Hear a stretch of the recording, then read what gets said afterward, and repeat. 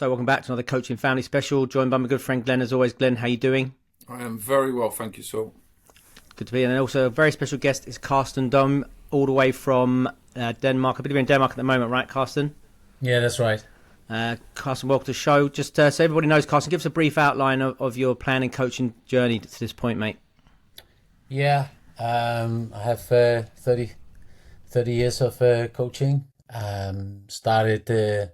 Got injured very young, so went for the coaching road and worked. Got the University of Sport and worked and studied in Liverpool back in the late 90s, and also had the opportunity to become the national coach of the Danish national team for the deaf people. Had that experience for 7 years. Then went into clubs like Brøndby, FC Nordsjælland. Also worked in some bigger recreational clubs, so I tried the elite and how to build a club from the bottom. And then some years with my own company, working a little bit abroad. Worked for China in 2 years. Worked in China for 2 years, and then got the opportunity to get into Right to Dream.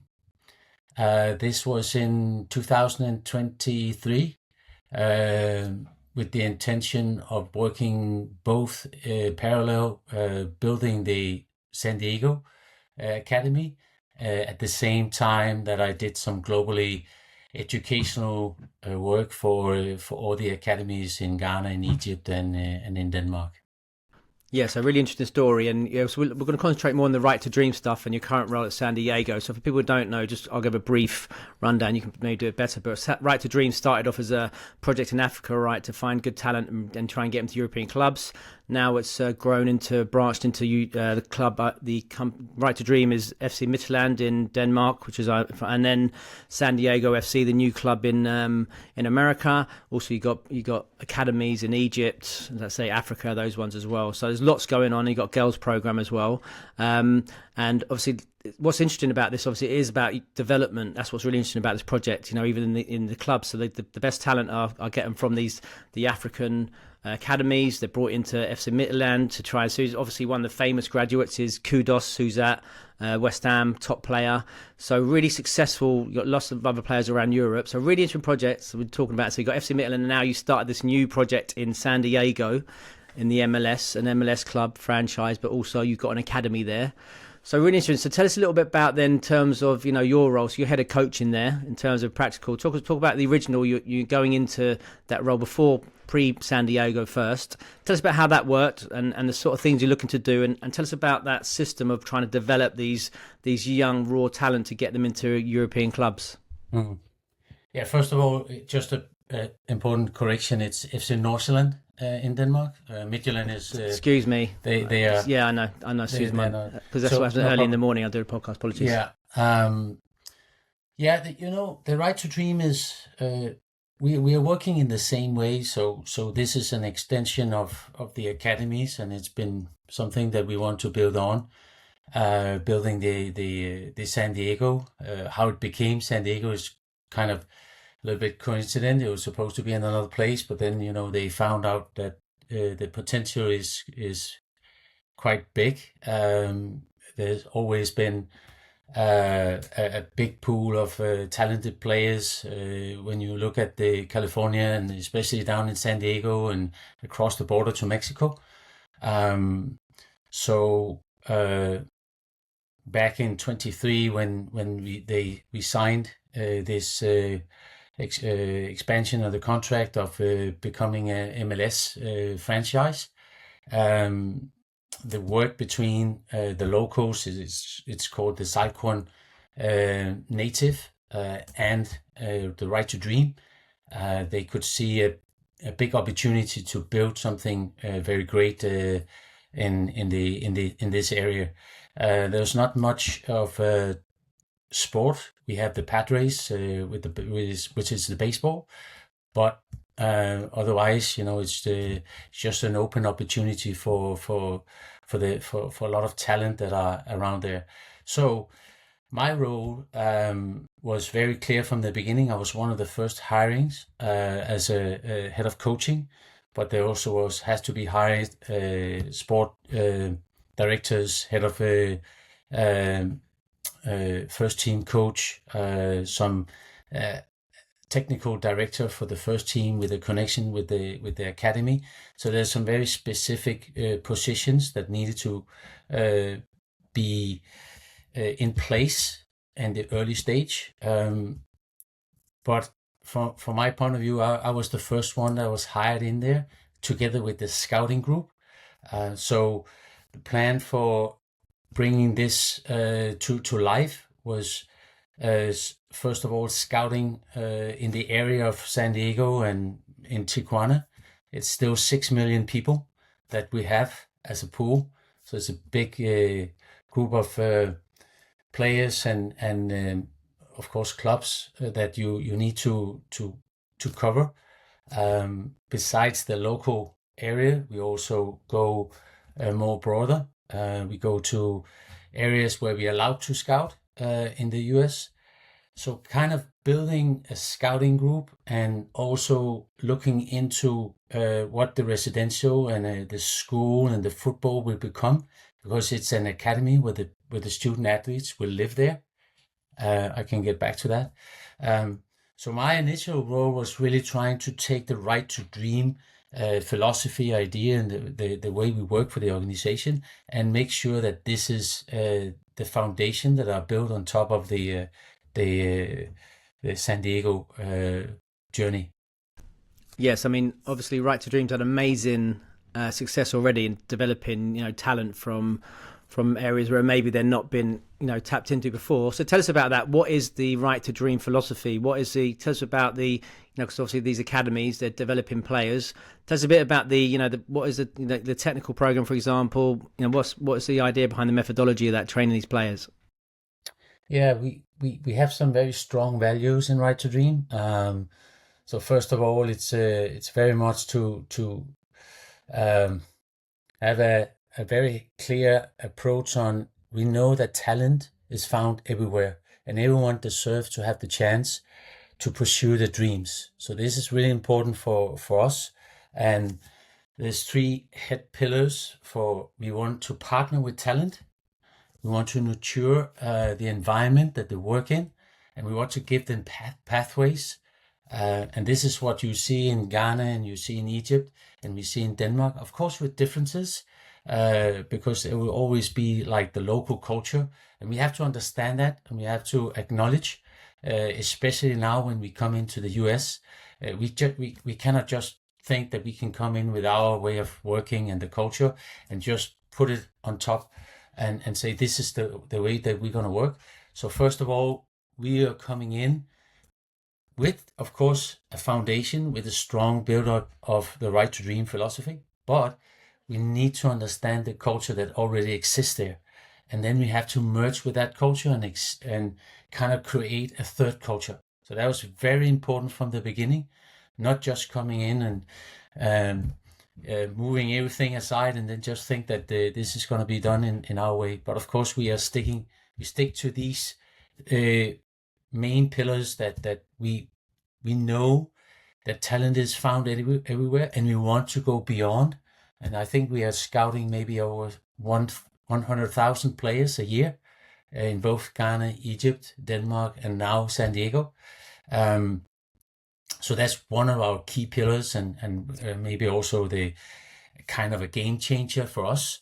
Then there's this nurturing the environment, giving the opportunities for providing the best elite education program for kids, but at the same time also providing academy curriculums, and in many of the places except Northland, we also have residential. So having these student athletes in the same place for a long time, and that's the last thing, is the pathway that we can give them if you're not becoming a professional football player, which we believe a lot of them will fulfill their dreams with. But we also believe there is a way of becoming a professional human being, getting scholarship in US. So this San Diego will in many ways look like the other academies, but of course with their own kind of appearance and on according to the culture that we have in this particular space. Yeah, so Carson, I'm really interested in terms of like, give me some, because obviously this is, I mean, it's a really interesting project, love there, but we want to, want to get the nitty gritty. We want to understand like how you guys have been so successful, particularly on the grass, because there's a coaching thing. So give us an idea, flavour of like the technical curriculum within the program, the tactical curriculum. Give us an idea of like what sort of what the guys doing and the girls doing in the girls program. Gives us coaches some, some of those hints and tips about successful coaching and nurturing that talent. Yeah. So first of all, it's about being very clear in the way we play, and we believe that our style of play is our competitive edge. So this is where we can maybe distinct ourselves from others. We have a unique pathway for our players.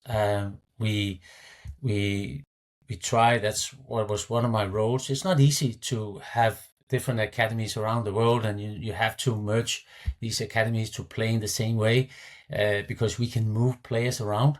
I don't know if you know, but we have an international academy where players need to go, or we want to have players from each academy to go into the international academy. And in order to do that, it has to be very aligned what we are doing. So the style of play is really a very important foundation. We want in the style of play is known for being an aggressive style of play. We want to take initiative of the game. That means that we need to educate the players to be able to keep the ball in possession, be brave when we have the ball, and maybe also put the ball in stake at some point, create overload. So the really important part is the principles that lives in the style of play. And we could talk for hours and hours here about these principles, but the next thing that I could maybe say could also be something that are, I won't say a game changer, but very, very important for us is connecting the style of play with the style of player. So the style of, because one thing is it's important to have a style of play, but it can also be a bit dangerous if we don't understand about the age-related connection between these development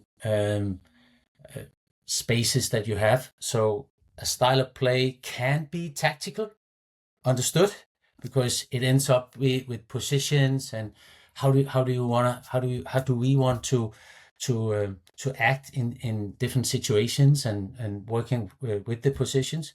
But we also know the players are very young. We need to build up the toolbox. And for that, we have been working with a term or a working tool called style of player.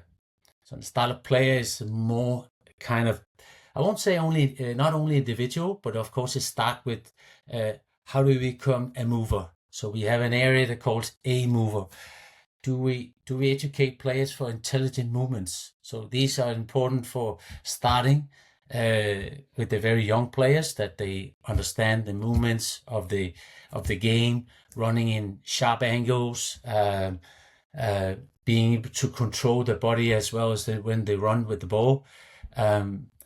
It's connected to be able to control your ball, to control your body, and coordinations is connected with how you work on the ball.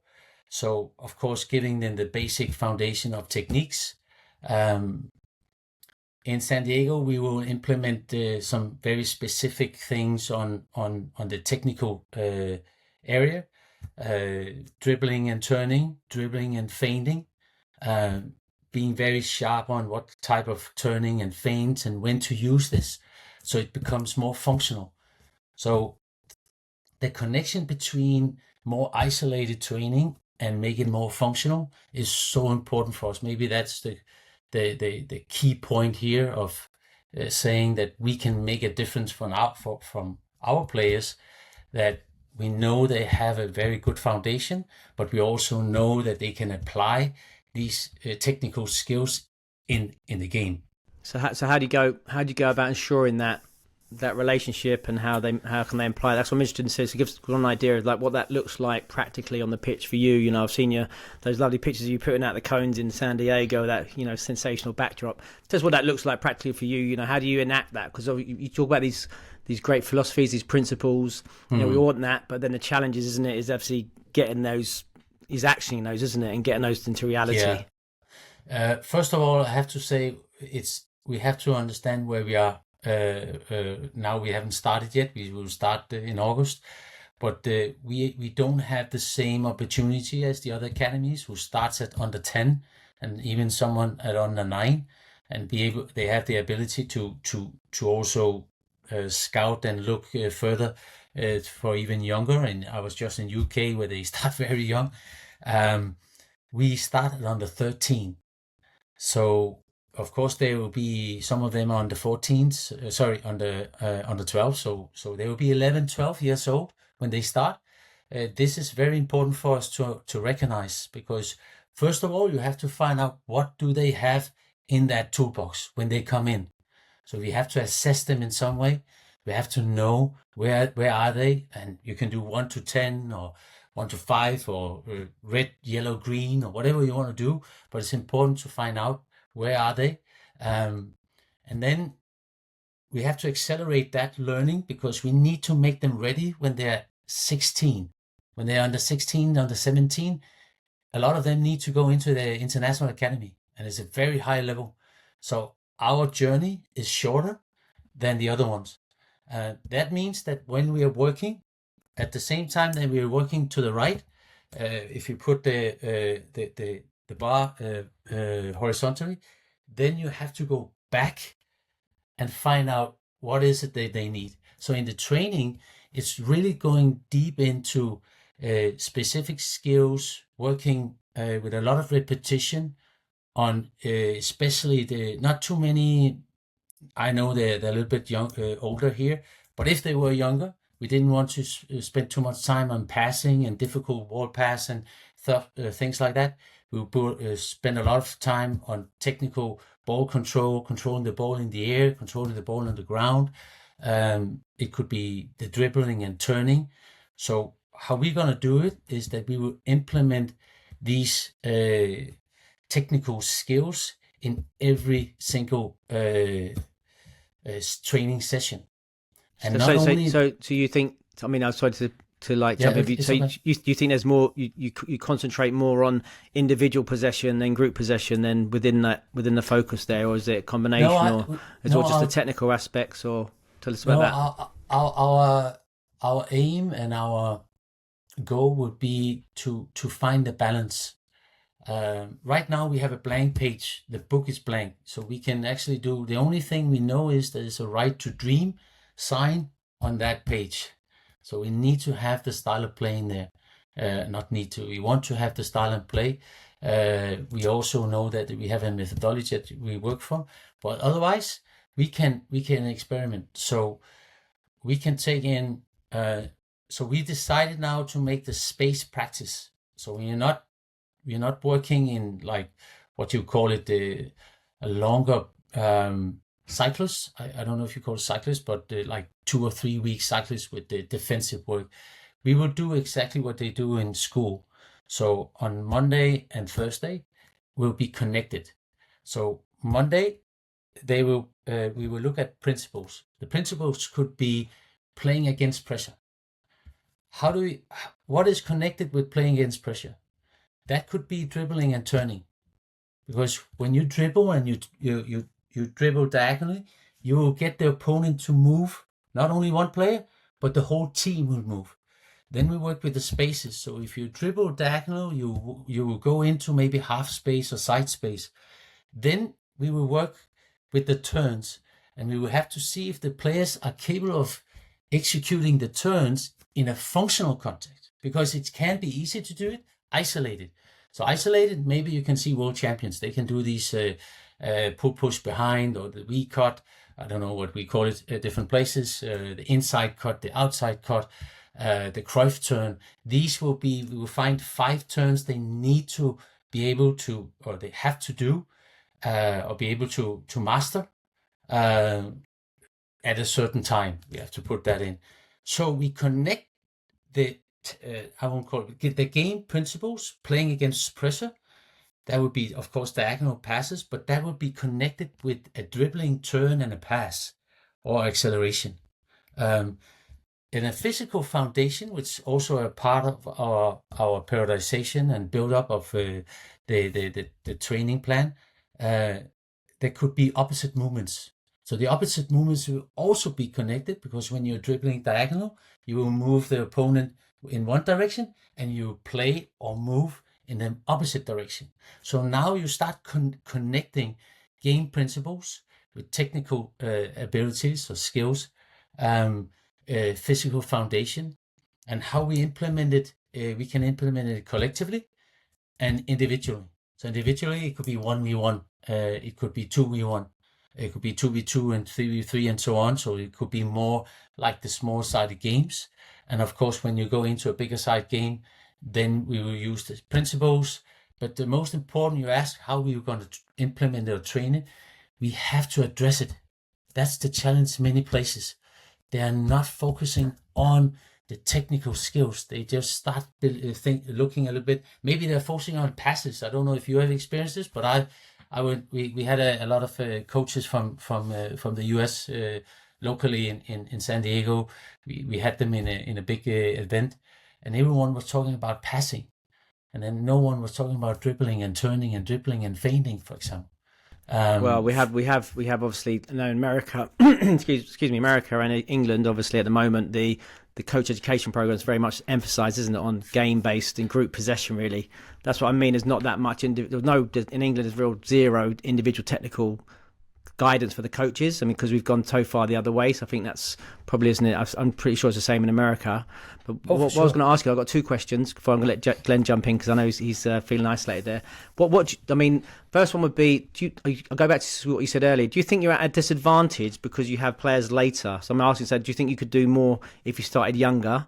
And then also my second question would be, can you give us an idea of what a typical session might look like then for one of these groups of players?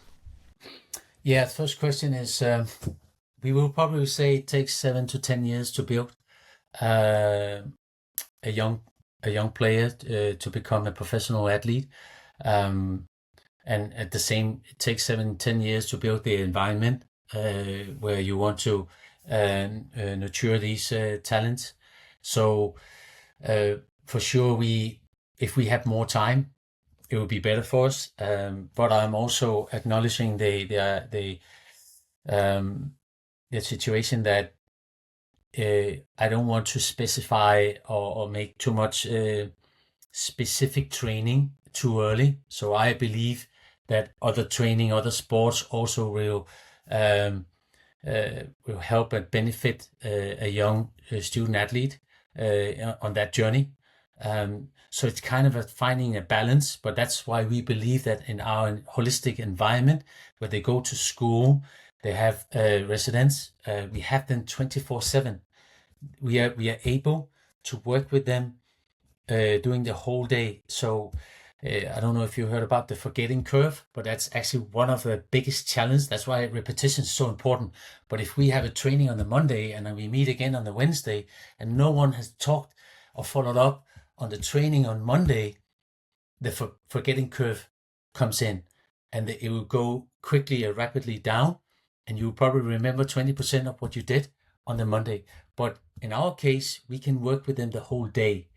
So that's one of the advantages that we have, that we need to act. That's one of the things that we need to have in order to accelerate that learning, because we don't have them as young as we probably would.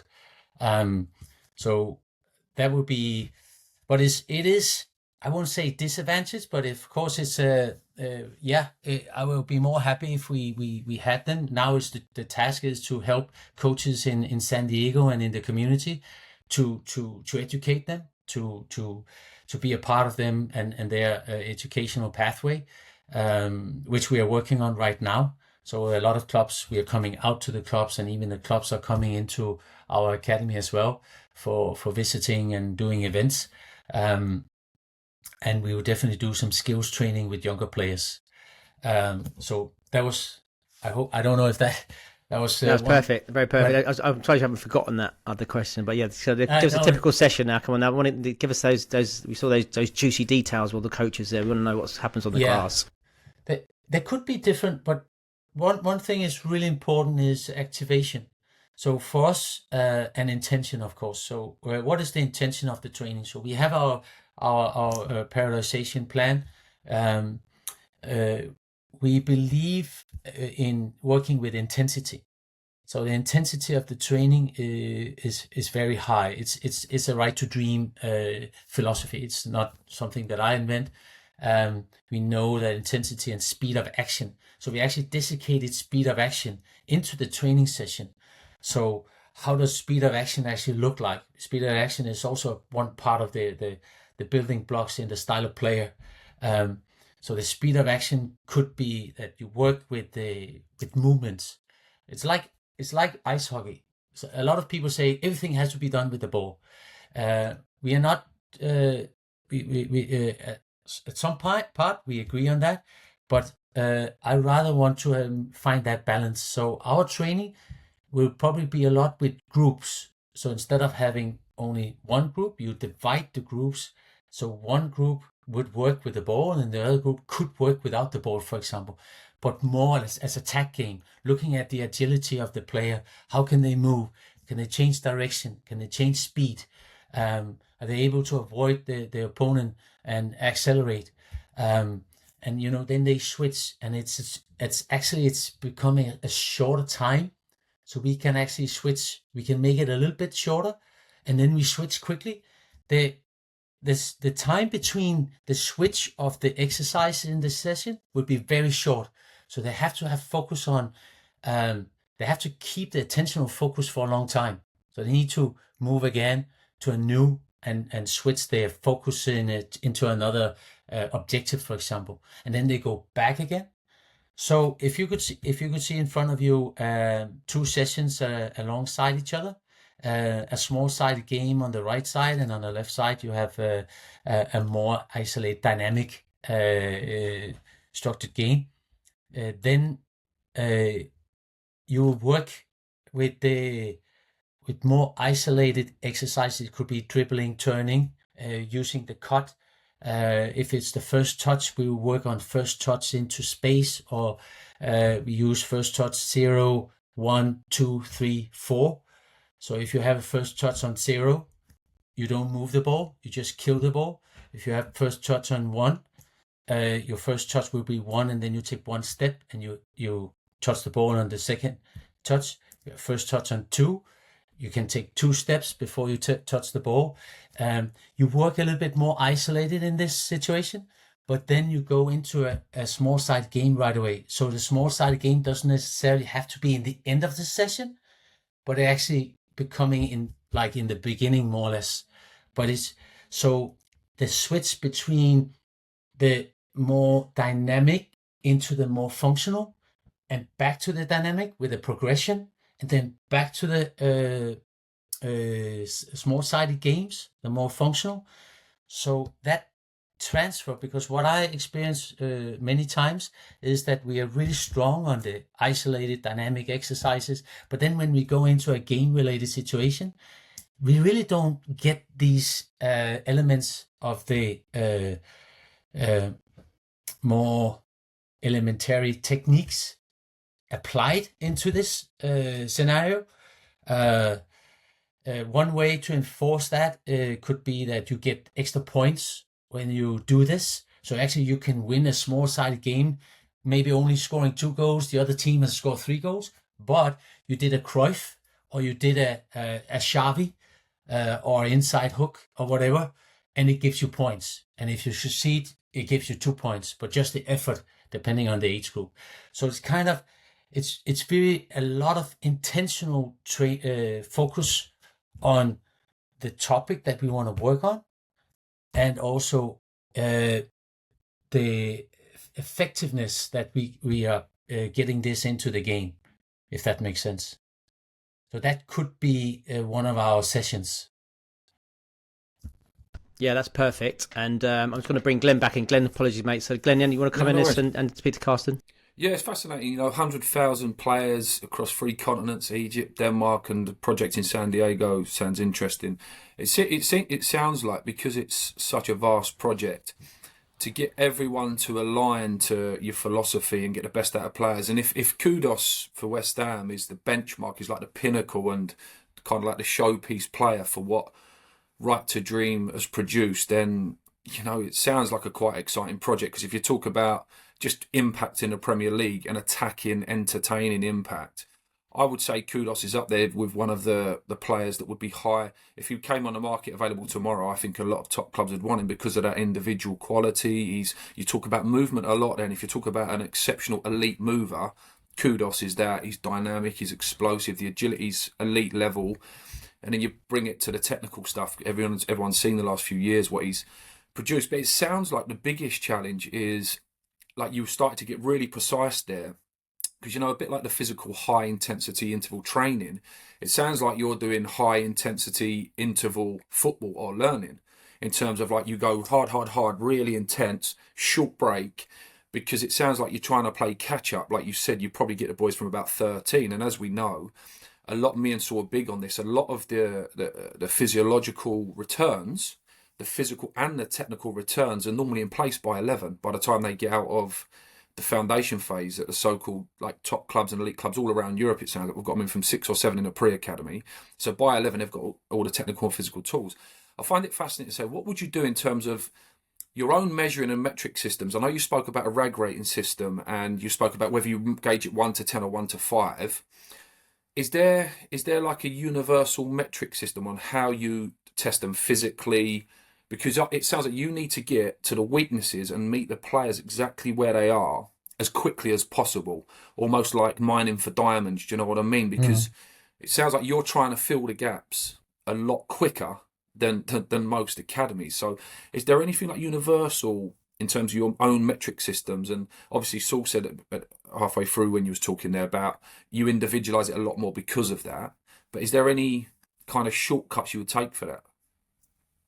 I think there's no kind of like objective thing we have on. Of course we have our physical parameters that we parameters that we are working within. We know that players from Ghana always have. So I've been in the different academies. So for me, it was a huge strength to see the type of player that came around in Ghana. It was very quickly, and my job was to try to recognize that and also see what is actually the need, because it might be that we have been producing a lot of fantastic players from especially Ghana, but they're also coming through on this very like powerful low center of gravity dribbling like Kudus. That we have a lot of these types that have the speed and the power to dribble and beat the opponent. But also I saw still it's more like a diamond that is not polished in some way. So a lot of them, they still need that foundation that you, Soul, and you, Glenn, has talked a lot about on your podcast here. So I think I see this in every of our academies, and I see this every other places, that quite quickly we get away from the things that we need to teach the kids when they're young. But then we think, okay, now it's time for doing something else. And then the tactical comes in. It's kind of, they're going through like, the train, what do you call them? Train wagons. So you go from one to the next because they're connected. But suddenly at some point under 14, 15, I don't know where exactly when it comes in, you go and there's a long jump, because now it's going to be serious, and you put adult things down to kids. They're still kids. And this, I won't say it's called style of play, but this kind of positionless tactical approach is getting further down. So for us, it's so important to be aware that we continuously understand that journey, and nothing never we don't lose anything. We just maintain it. So I don't have a specific answer on if we have but I think a competitive edge is to understand the strength that we have in each academy. In Egypt, they're very fast. They're fast feet. They have a good insight of the game, but they're not strong. They are late developers, a lot of them, and that's actually what I see in San Diego as well. So for me, I have to think ahead and think: do we need a future team? Do we need something that can still keep them? Because when I came to England last weekend or the week before, and wow, seeing the under 14s, we'll be run over like a train. Like they would just, we wouldn't have a chance physically in that age group, for sure. Maybe we would if we build players that have an incredible insight of the game and understanding of the game. At the same time, that's why the intensity is so important for us. You can be small and you can be fast, and you can control the ball and on high speed at the same time that you collect informations that you need. So this is a kind of the potential player that we are looking for, because we know that we haven't looked for any kind of physicality. We have looked for talent. That's what we do. But there are differences in these academies where we are, and the connection between like a Danish profile and a Ghanaian profile and an Egyptian profile and a US San Diego profile. Eventually, when you have the international academy, wow, that is going to be very, very interesting, because then you have 4 different type of players being together in one group. I mean that's what I was going to ask, Carson, because that's what's so interesting about the project. Obviously, you've had so much success, but then you got you got academies in different opposite sides of Africa, and then you've got Denmark, you've got San Diego. So I was going to say, very different, and it's interesting, isn't it? You talk about culturally. Different sorts of players come from different sorts of places. Typically, obviously, there's always the outliers. And I was going to ask about this international academy you got and how that works. So the idea is that you're going to pick the best talent from each of the centres, and then you put them together, right? And this is almost like the elite academy in terms of this is sort of the one that should be then trying to the next pathway into the first team environment at Northland or San Diego. Yeah, the intention of the international academy is to put them on a in a program that prepare them as I won't say as early, but in the best way for what they are soon to become a professional football player. So we put them in an environment where they every day, their program is like they start in Denmark for 5 weeks, for example, in January. I don't know why they choose Denmark in January for 5 weeks.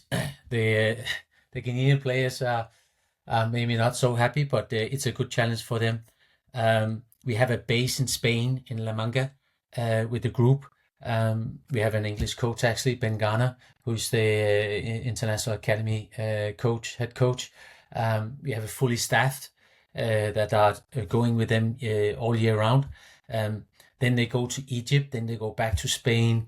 We play very high level games. So we play Ajax under 19. We go to Japan and play every December, a big tournament there. In Spain, we are playing against Malaga's B team, other Spanish B teams. It is, and these boys are normally 2 to 3 years younger than, and maybe even more than that, but at least 2 to 3 years younger than the opponent. So it will become in some way a very physical game because they are playing up or older players. But that's kind of, again, back to the competitive edge that we have. That's what we believe. We can play with a high intensity. We can play with a collective style of play. And we prepare them for the next step on the journey. You're muted. Glenn, you want to come in there, mate? Yeah, I think the whole curriculum thing, Saul, like in academies and 6 week cycles, and I think there's almost a bit of a blessing in this model that Carsten and the Right to Dream have got as well. Because if we now just took away all curriculums or philosophies and methodologies from academies, it comes back to the key assets that it sounds like Carsten's got.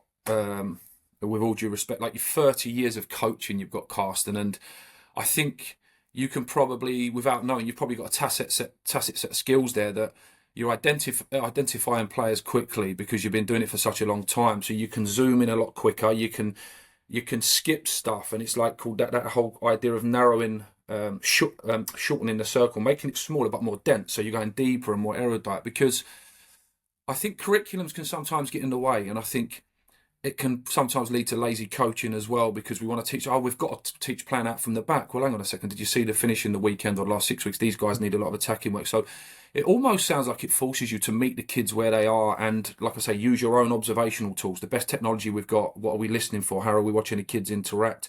How across cultures there, the kids coming in from Egypt, and how do they behave? So even in America, the Mexican or Latino kids in San Diego compared to children that have been born and raised in an American soccer system, the more franchise kind of style system, and you put all that together, it leads to one thing: a need for real good coaching skills and observational skills, and like I say, really individualizing the program. Because I still believe in the UK that sometimes it can become too much about methodology and philosophy and all these buzzwords that we see at the top end of the game, and people keep trying to just copy and paste the Barca style and the Germany style, whatever the next modern trend is, when really it comes back to, what does little Joe Bloggs need?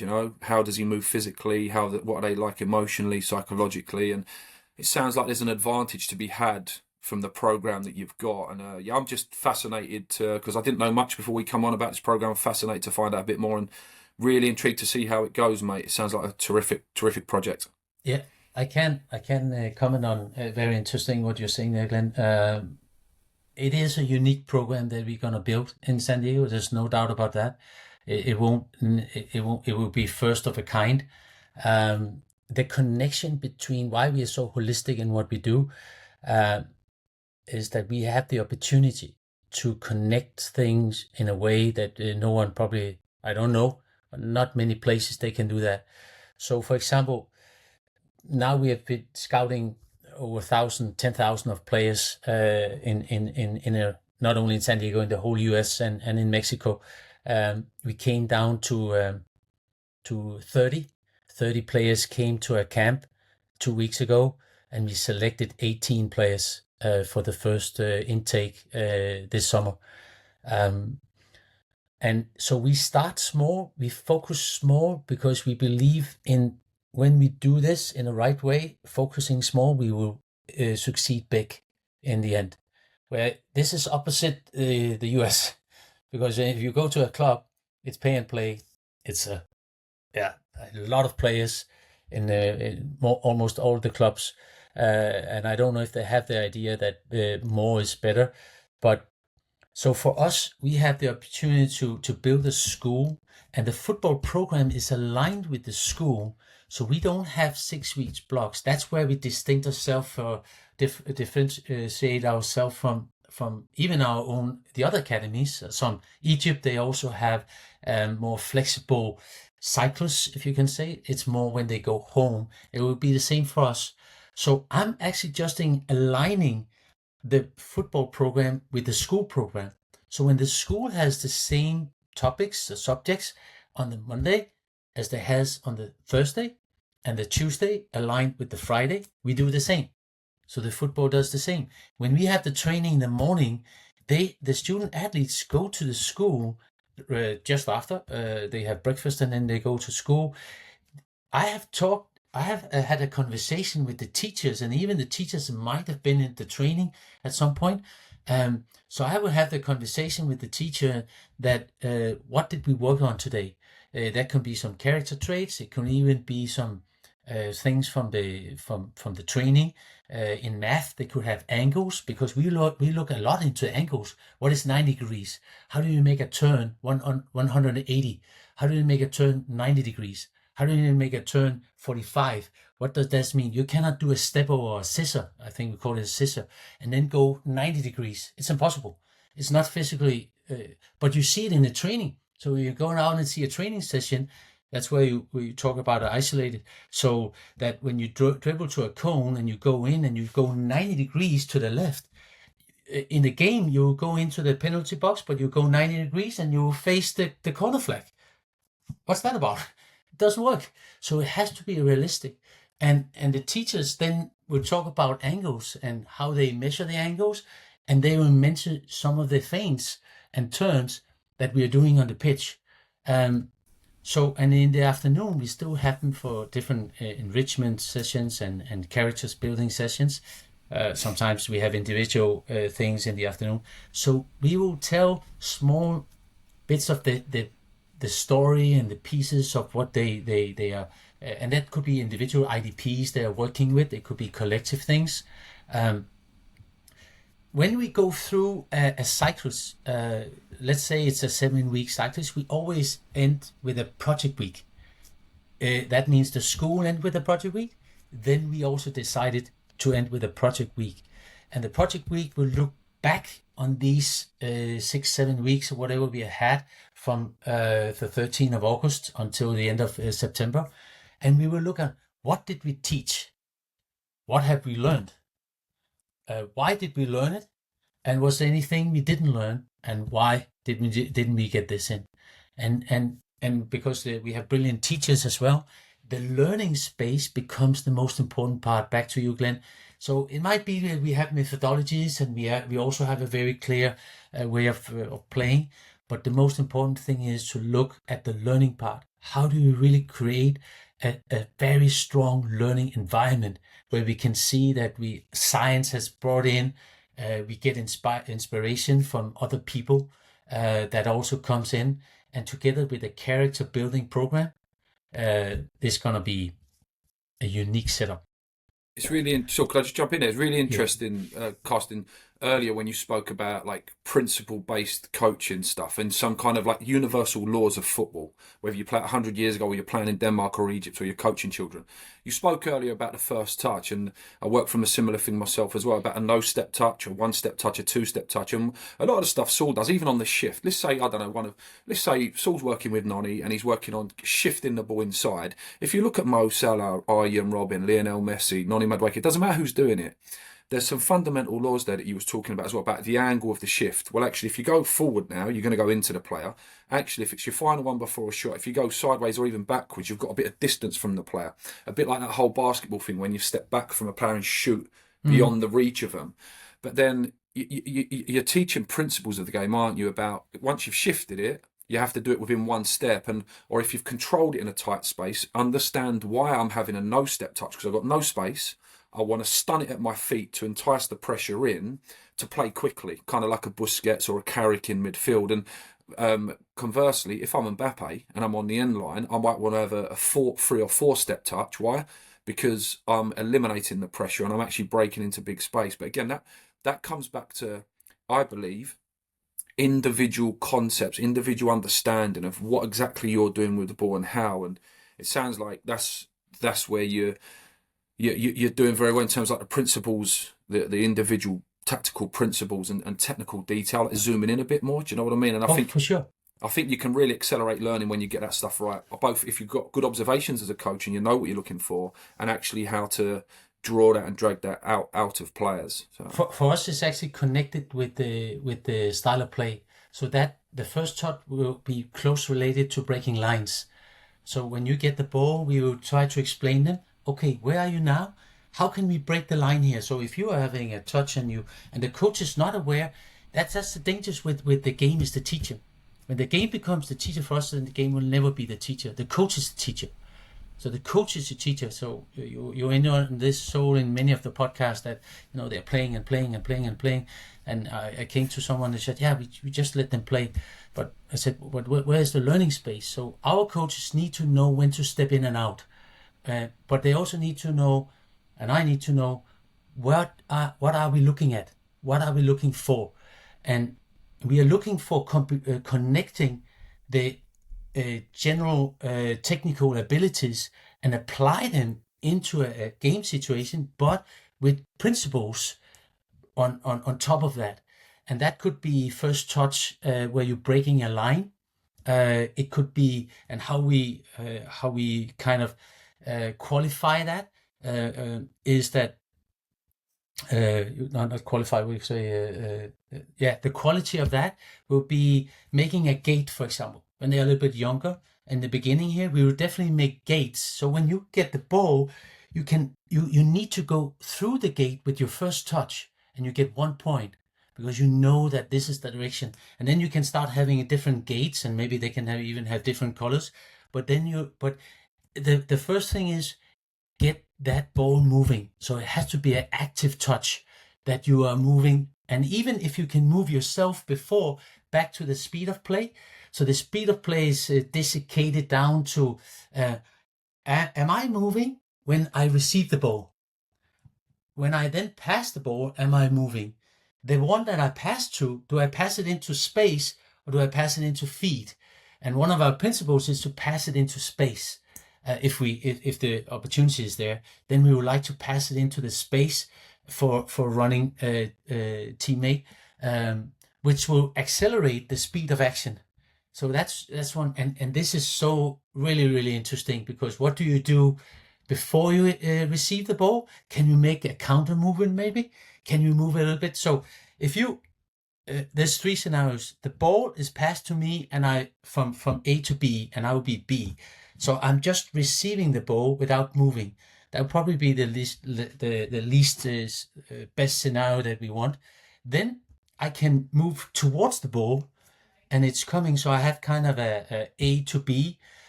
So we will put a cone on the pitch. So the cone will kind of indicate that's my starting point. Then I'll put a bigger cone a little bit further back. So before the ball is coming, I have to anticipate now. So I cannot just wait. So it's kind of, do I react or am I proactive? So if I need to be proactive, I need to, as early as, or with a good timing, go back to touch a bigger cone, passing the first cone that I was standing at and receiving at a flat marker the ball. So you see now you have A, B, and C. So this make the players anticipate and make them ready even before the pass is coming. So this is something that will definitely be very integrated in the way that we will work, and I believe that they will not only giving a lot of repetitions, but it will make a higher quality on the understanding of movement and timing on a ball. Very interesting, Carson. Like that detail. Just tell us now briefly. I'm just going to wrap it up now, but give us a look in terms of, like, you have the new project. Give us some sort of what you're looking to achieve in the short term and the long term in terms of what, how you're going to judge success there in those 2 sort of areas. I'll probably start with the long term, because short term we just working on the connection between the different institutes of residential school and football. But on a long term, because we mentioned about the 7 to 10 years of building up excellence and a high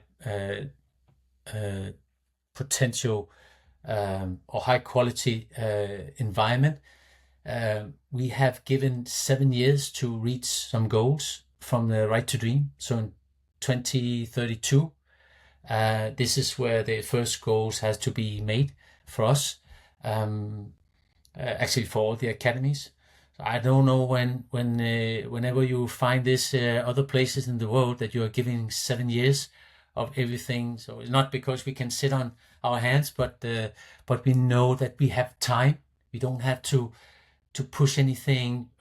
At the same time, we need to accelerate, but we don't have to say, okay, it has to be next year, it has to be in 2 years that we need to bring players through to a first team or whatever. We have 7 years. In these 7 years, when we reach 2032, the goal is that we need to produce 2 A+ players, which means players that can go and play Champions League. So the highest level could be like Kudus, or at least, playing on. We also have Mikkel Damsgaard, who's doing really well right now.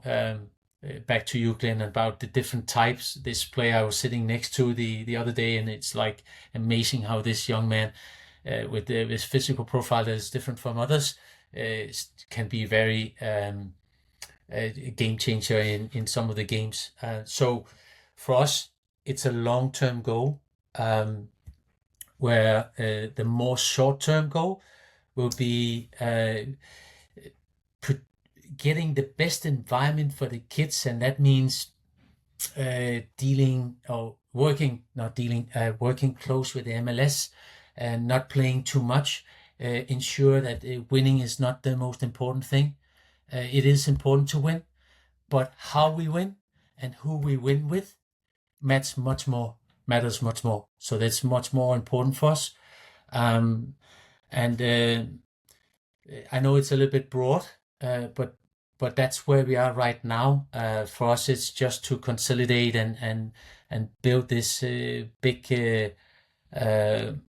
club, and one part of the leg of Right to Dream, and get as good start as possible. Learn from other mistakes. That's why sometimes I've been to some of the clubs in the US, but it's more to actually look what kind of challenges did you have or they have in the past or doing on their journey, so we can learn from that and not making the same mistakes.